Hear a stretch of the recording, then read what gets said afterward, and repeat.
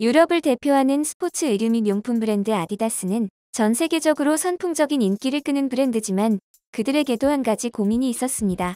바로 라이벌 나이키에 밀려 늘 2위를 하고 있다는 것인데요. 아디다스가 1위를 탈환하기 위해 온갖 대책을 강구한 결과 아디다스가 나이키보다 부진한 이유를 찾아냈습니다. 답은 다름 아닌 한국에 있었습니다. 아디다스는 아시아 마케팅의 중심을 일본에서 한국으로 옮긴 뒤에 다시 나이키를 꺾고 세계 시장 1위를 탈환해낼 수 있었는데요. 한국이 도대체 어떤 길을 쥐고 있었던 것인지 자세히 알아보도록 하겠습니다.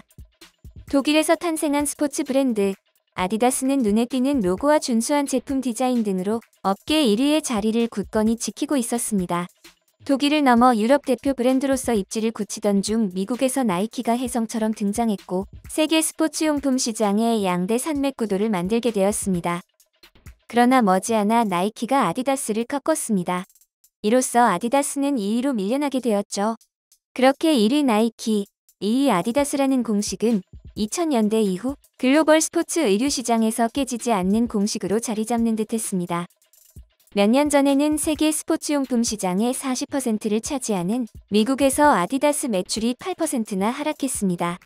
매출이 10% 늘어난 나이키와의 격차는 더 벌어지게 되었죠. 신흥 강자 언더아머의 미국에서 3위를 내주기도 했습니다. 반면 나이키는 늘 시장에서 1위의 자리를 지켜왔는데요. 특유의 빼어난 마케팅 능력도 크게 한몫했지만 또 다른 이유가 있었습니다.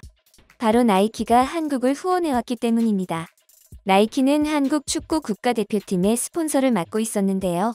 그렇게 나이키는 자연스럽게 한국인들의 호응을 얻게 되었고 더 큰 인기를 누리게 되었던 것입니다.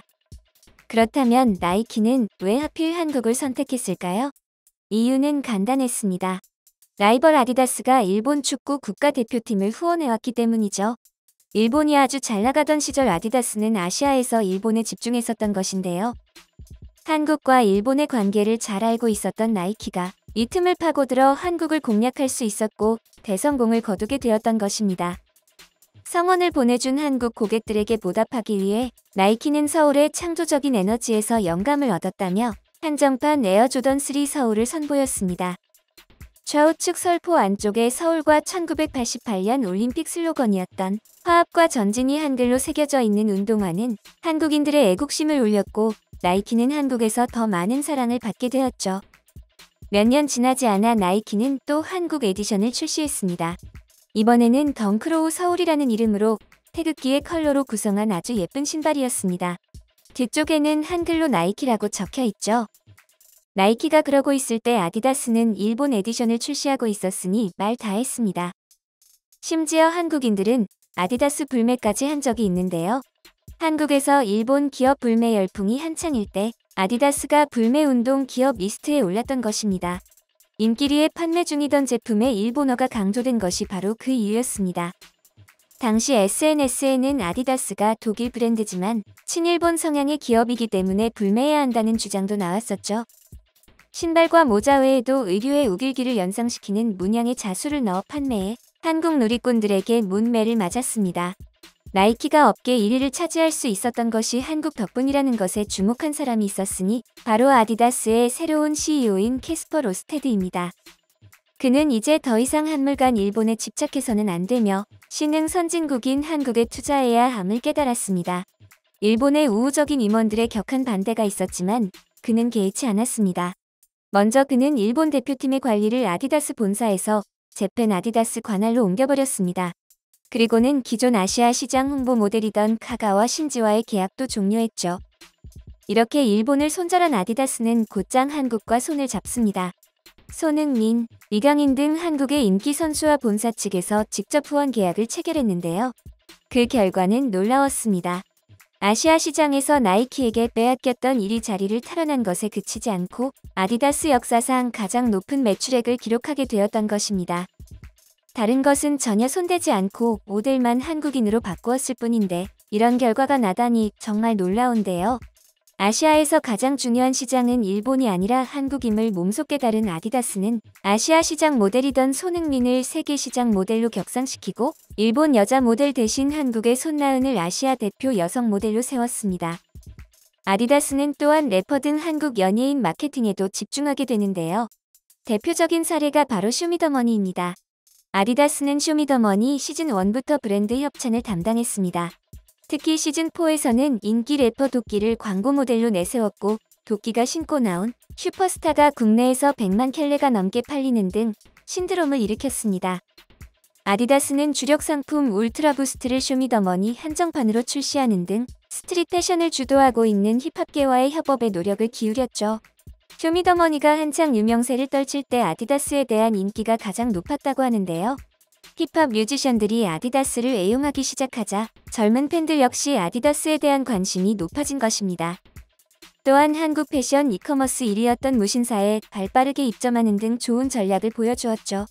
무신사의 규모가 커지면서 아디다스의 시장 점유율 역시 상승하게 되었고 아디다스는 한국을 통해 보다 더 높은 매출을 달성하게 되었습니다. 아디다스 측은 서울시와 함께 서울 성동구의 은봉체육공원 내 축구장에서 체육시설 안전장비 설치와 낙후된 시설 보수를 통해 안전하고 쾌적한 스포츠 환경을 만들어가는 사회공헌 프로젝트 스포츠로 세상을 변화시키다를 추진하기도 했습니다. 캐스퍼 로스테드는 이 행사에 참석하기 위해 한국으로 날아왔는데요. 이 자리에서 아디다스의 모델인 손나은, 차범근을 비롯한 한국인들을 만났습니다. 선물 받은 한복을 입어보는 모습도 포착되었죠. 아디다스 의류를 입고 아디다스 신발을 들고 있는 아이들과 사진도 함께 찍었는데요. 한국에서는 성과에 무척 만족스러워 보이는 것 같습니다. 이후에는 태극 문양이 그려진 특별한 제품을 판매하기에 이릅니다. 이름하여 울트라부스트 1988인데요. 아디다스의 베스트셀러 중 하나인 울트라부스트를 한국식으로 제작했습니다.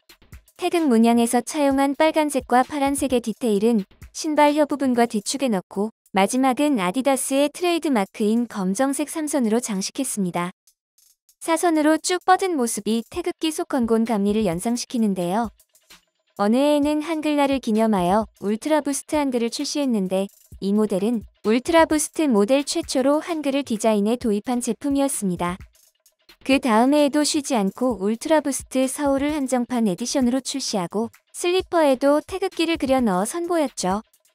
아디다스와 나이키가 쉬지 않고 한국 에디션 제품을 판매하자 일각에서는 아디다스와 나이키가 태극기 전쟁을 하고 있다고 평가할 정도였습니다. 사실 이러한 태극기 전쟁은 전례가 없던 케이스이기도 한데요. 특정 국가 시장을 잡겠다며 해당 국가의 디자인으로 제품을 마구 만들어내는 것은 지금껏 본 적 없는 전략이라는 것입니다.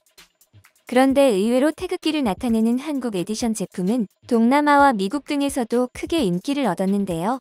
한국의 전통적인 건축물을 형상화한 디자인과 빨강과 파랑의 조화가 무척 아름답게 다가왔기 때문이죠. 여기에 더해 전 세계를 휩쓴 한류도 한몫했습니다.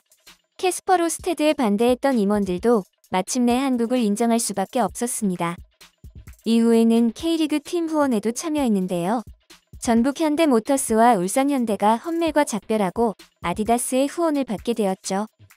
한국을 통해 아디다스가 대성공을 거둔 것을 목격한 글로벌 기업들은 늦지 않게 아디다스의 전략을 모방했습니다. 넷플릭스, 코카콜라, 코스트코 등 수많은 유수의 기업들이 일본을 등지고 한국에 주력하기 시작한 것이죠. 모두가 아시다시피 넷플릭스는 한국에 투자하면서 킹덤, 인간 수업, 오징어 게임 등을 제작해 정말 말도 안 되는 성과를 올린 바 있는데요. 특히 제작에 253억 원을 투자한 오징어 게임의 가치는 1조 원으로 추산됩니다. 오징어 게임이 한창 전 세계에 열풍일 당시 넷플릭스의 주가는 하늘 높은 줄 모르고 오르는 모습을 보여주었죠.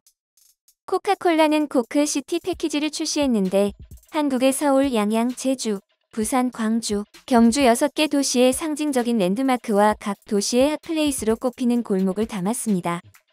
음료가 담긴 캔은 한국인들의 소장 욕구를 불러일으키기에 충분했고 한국에서 코카콜라의 매출도 치솟았죠. 한국인들이 커피를 많이 마시고 MD 상품도 잘 사주며 로열티가 높은 것을 진작에 알았던 스타벅스도 한국에 계속해서 점포를 만들면서 한국적인 디자인을 도입한 컵과 그릇 등을 만들어 팔고 있습니다.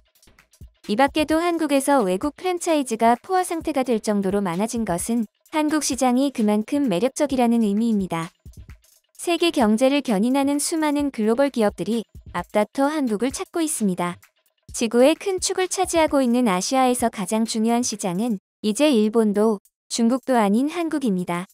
아시아의 최고 선진국이 된 대한민국이 모두가 인정하는 아시아의 대표가 되기를 기대합니다.